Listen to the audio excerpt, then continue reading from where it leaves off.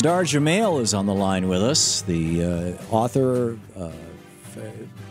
investigative reporter, journalist, staff writer over at Truthout, author of 3 books. His latest is The Mass Destruction of Iraq, Why It Is Happening and Who Is Responsible, co-written with William Rivers Pitt. You can read his writings at truthout.org. Dar, welcome back to the program. Thanks, Tom. Good to be with you. It's great having you with us.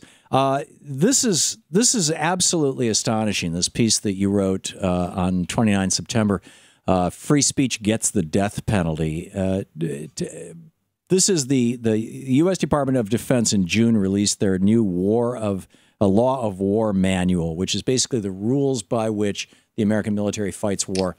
What is consequential about that?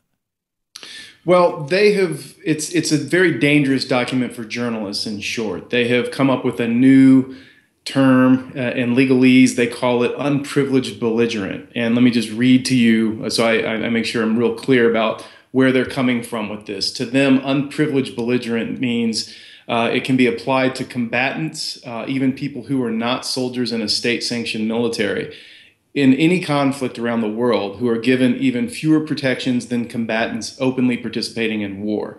And so what that means is that anyone that the Pentagon deems an unprivileged belligerent, i.e. even including a journalist, doesn't even have the Geneva Conventions to rely upon in a court of law to protect us, to watch our backs, to give us those rights and protections when we report in war. And it basically essentially means the Pentagon can deem who is or who is not an unprivileged belligerent. And then if you are one as a journalist, then they believe they have the right to censor you, detain you, and possibly even kill you. Whoa. So this is like, isn't this a violation of the First Amendment of the U.S. Constitution? Well, it is, clearly. And what's interesting is the Pentagon head lawyer that took part in creating this Law of War manual, immediately upon publishing it, has gone missing. He resigned, and he's been completely incommunicado since then. So there's a lot of really strange things happening in the wake of this being issued.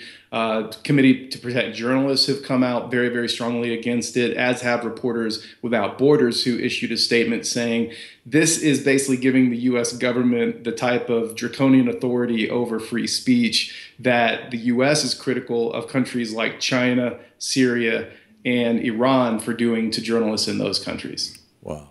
So where do we go with this? I mean, is this the actual status right now, or is this a proposed status?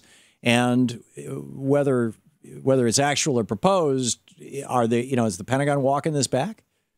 It is currently. It is what they've put out. It is their new doctrine. It's what's issued. It is their manual that they're using now, and it's very disconcerting. In fact, someone who's written about it and someone who I communicated with about it to get their take on it, a man named Todd Pierce. He's a retired Army judge advocate general, and he's been very, very outspoken about this and has written several pieces, one of which we published at Truthout, about this. And he said, and I want to quote him, he said, quote, "This means that journalists can be killed as can any enemy soldier in wartime.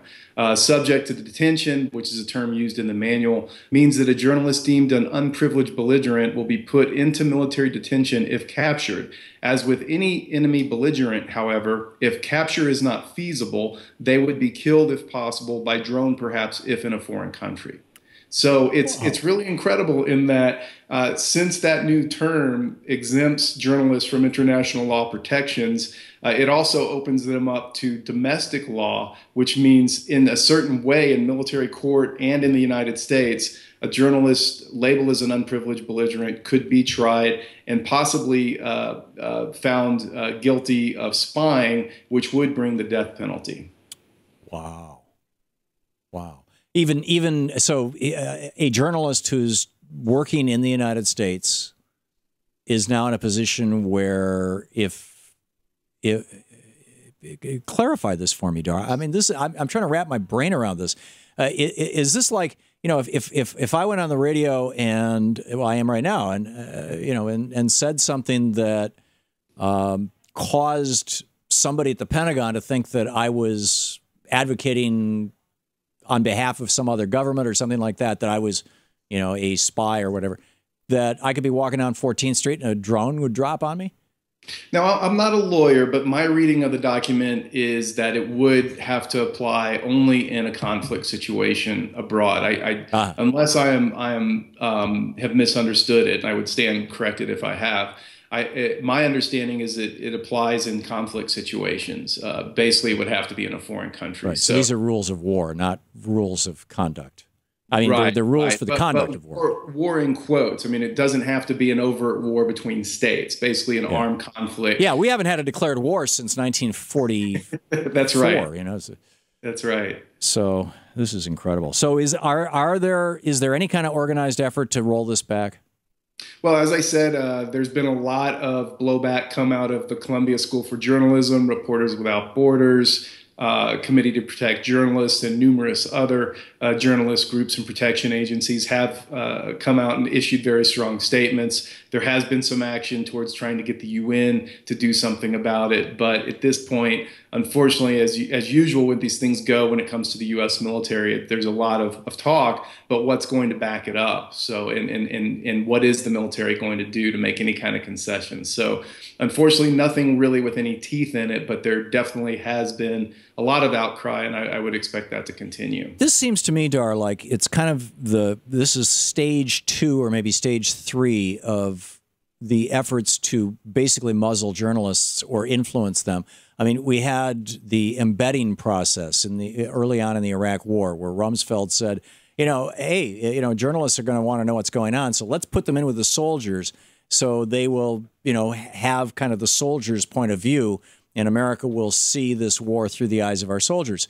And arguably that influenced reporting. It made the reporting less critical of what the United States is doing and more cheerleader-ish.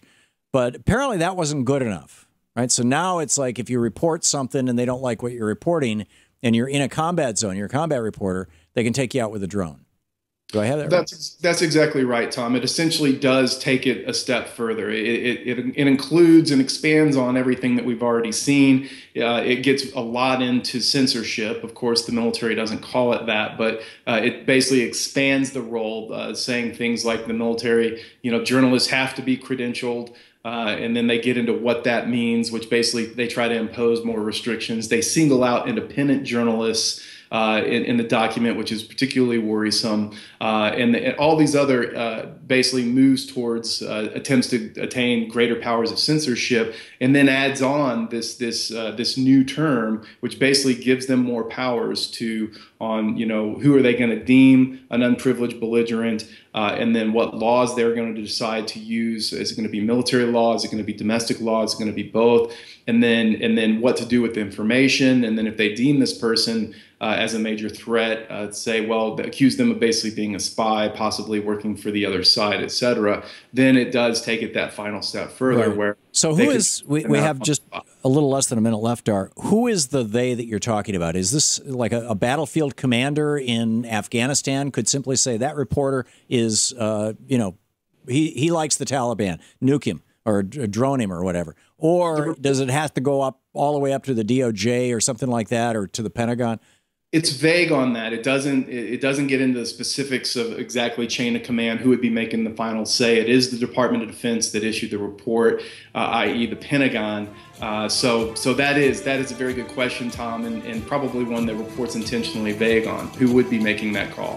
Which, by being vague, it makes more people possible to make the call rather than fewer, which puts journalists at more risk, right? That's correct. Wow. Dar Jamail, Dar, it's always great talking with you. Thank you so much for being with us.